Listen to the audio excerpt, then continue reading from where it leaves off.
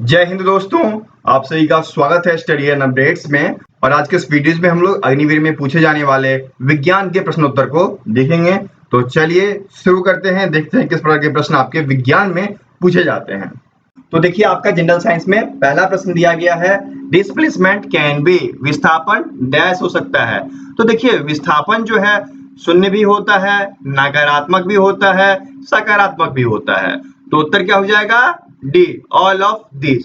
अच्छा, मुझे ये बताओ, विस्थापन क्या होता है, डिस्प्लेसमेंट क्या होता है? Shortest path between two points. जैसे कि हम ए से लेकर बी तक की दूरी तय करते हैं, तो हम ऐसे भी जा सकते हैं, ठीक है। ए से सी गए, सी से फिर बी गए, तो यह कहलाएगी दूरी। लेकिन विस्थापन की बात होगी तब क्या हुआ? कम से कम, ठीक है, सबसे शॉर्टेस्ट पाथ। तो सबसे शॉर्टेस्ट पाथ तो यही है, सीधा वाला। तो यह आपका डिस्प्लेसमेंट कहलाता है। तो इसलिए क्या होता है कि दूरी जो है आप जितना तय करते हो वह आपका दूरी कहलाता है, लेकिन विस्थापन जो सबसे शॉर्टेस्ट पाथ होता है, इसलिए यह शून्य, नकारात्मक, सकारात्मक सभी हो सकता है। ठीक है, आगे बढ़े। अब देख लीजिए, आपका 17 दिया गया है, how much calorie are there in a joule. एक जूल में कितनी कैलोरी होती है? तो एक जूल में जो है आपका, एक जूल में आपका 0.23906 कैलोरी होता है।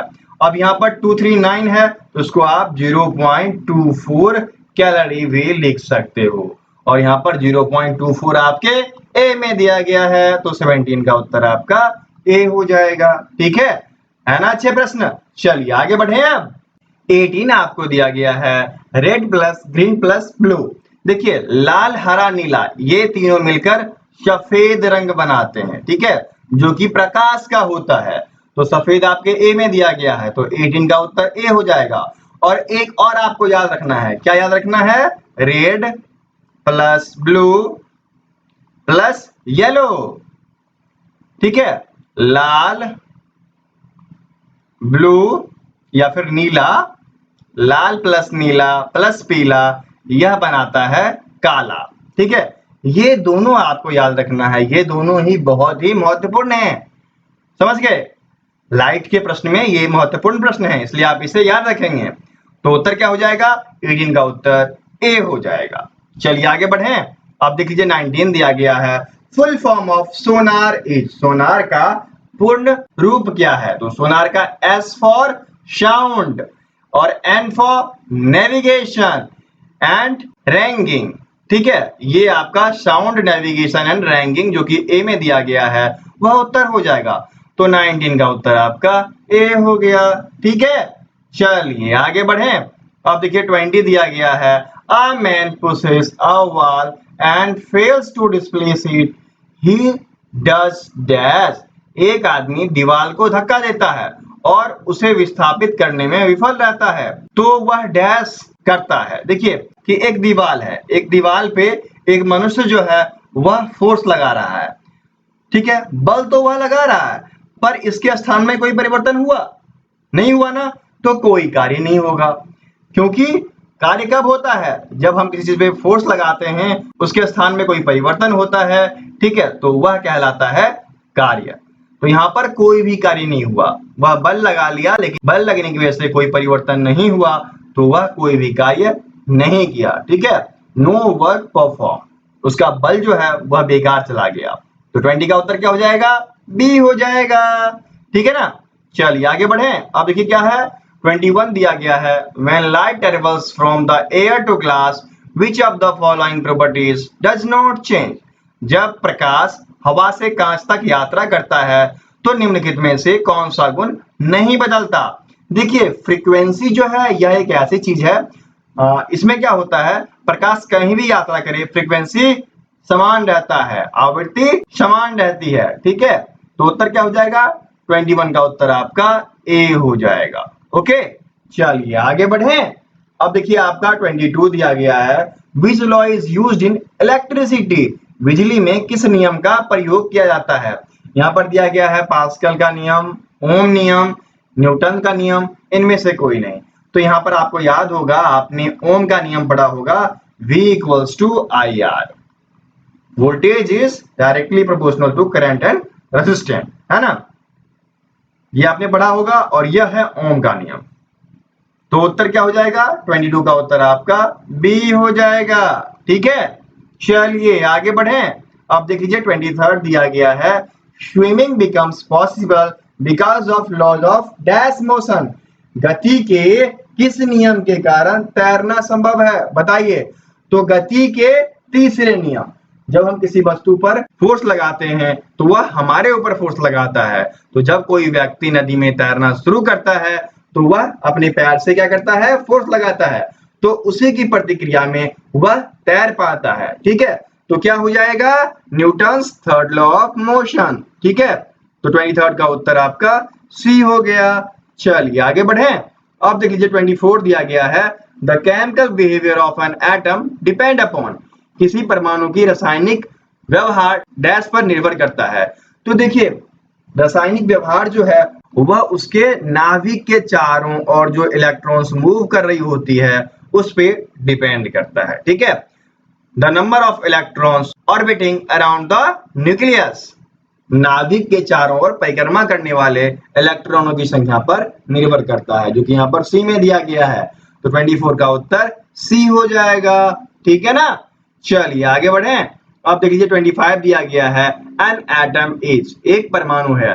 तो एक परमाणु जो है वह किसी भी तत्व का सबसे छोटा अविभाज्य कण है जो रासायनिक परिवर्तन में भाग ले सकता है। An atom is the smallest individual particle of an element that can takes part in the chemical changes. तो उत्तर क्या हो जाएगा? 25 का उत्तर आपका सी हो जाएगा। ठीक है, चलिए आगे बढ़े। अब देखिए 26 दिया गया है, which among of the following is not a fossil fuel. निम्नलिखित में से कौन सा जीवाश्म ईंधन नहीं है? तो जीवाश्म ईंधन की बात की जाए, कोक, पेट्रोल, डीजल, ये सारे जीवाश्म ईंधन है। वहीं पर लकड़ी जो है यह जीवाश्म ईंधन नहीं है, यह अवशेषों से नहीं बनता, यह पेड़ के सूखने से बनता है। ठीक है, तो उत्तर क्या हो जाएगा? 26 का उत्तर आपका सी हो जाएगा। ठीक है ना, चलिए आगे बढ़े। अब देखिए 27 दिया गया है, entomology is the study of. कीट विज्ञान में क्या पढ़ते हैं? कीड़ों के बारे में पढ़ेंगे भाई, इंसेक्ट्स। यहाँ पर उत्तर आपका 27 का बी हो जाएगा। ठीक है, चलिए आगे बढ़े। अब देखिए 28 दिया गया है, blood is a type of dash. रक्त एक प्रकार का क्या है? यह कनेक्टिव टिश्यू है, संयोजी उत्तक है। एक जगह से दूसरी जगह हमारे संचार को यह पहुंचाने का कार्य करता है। तो क्या हो गया? कनेक्टिव टिश्यू, जो कि यहाँ पर बी में दिया गया है। तो 28 का उत्तर क्या हो जाएगा? बी हो जाएगा ना। ठीक है, चलिए आगे बढ़े। 29 आपको दिया गया है, proteins are digested by. Protein का पाचन डैश द्वारा होता है। तो देखिए प्रोटीन क्या होते हैं, जब हमारे शरीर के आंत में जाते हैं तो हाइड्रोक्लोरिक एसिड और एंजाइम मिलकर क्या करते हैं? प्रोटीजेंट्स बनाते हैं, और उसके बाद यह ब्रेक डाउन होना शुरू होता है किसमें? अमीनो एसिड के स्मॉलर पीसेस में, है ना। तो देखिए यहाँ पर आपके प्रोटीन एंजियो जो है आपके ए में दिया है, तो 29 का उत्तर क्या हो जाएगा? ए हो जाएगा। ठीक है, प्रोटीन का पाचक प्रोटीन एंजियो द्वारा होता है, और प्रोटीन एंजियो क्या क्या होते हैं आपके? हाइड्रोक्लोरिक एसिड और एंजाइम्स होते हैं। ठीक है, चलिए आगे बढ़े। अब चलिए आगे बढ़ते हैं। 30 दिया गया है, important site for formation of Golgi proteins and Golgi pads is. देखिए गोल्जी प्रोटीन और गोल्जी लिपिड्स के निर्माण के लिए महत्वपूर्ण स्थल क्या होगा? तो गोल्जी काय हो जाएगा। गोल्जी काय कहाँ दिया गया है आपके? गोल्जी एपरेटस यहाँ बी में दिया गया है ना। तो उत्तर क्या हो जाएगा? 30 का बी उत्तर हो जाएगा। यहाँ पर साइंस का प्रश्न जो होता है समाप्त होता है। ठीक है, तो देखिए फ्री वाला पीडीएफ आपको इस प्रकार से मिलेगा। जब आप वीडियोस देख रहे होते हैं तो वीडियोस के नीचे में डिस्क्रिप्शन बॉक्स होता है, ठीक है, वहां हमने लिंक डाल रखा होता है, आपको वहीं जाना है। देखिए free PDF, free mock test, ये ऑनलाइन टेस्ट के लिए है। इसको भी मैं ओपन कर देता हूं, और ये आपका फ्री पीडीएफ है। ठीक है, यहां से आप डाउनलोड कर सकते हैं। ओके, अब देखिए यहाँ पर जैसे ही आप क्लिक करोगे आप इस वेबसाइट पे आ जाओगे studyinupdates.com पे, और यहाँ पर आप देखोगे वही चीजें मैंने डाल भी दी है उत्तर के साथ। यदि आप यहाँ पढ़ना चाहते हो तो यहाँ भी पढ़ सकते हो, या इसे डाउनलोड करना चाहते हो तो इस पे क्लिक कर दो।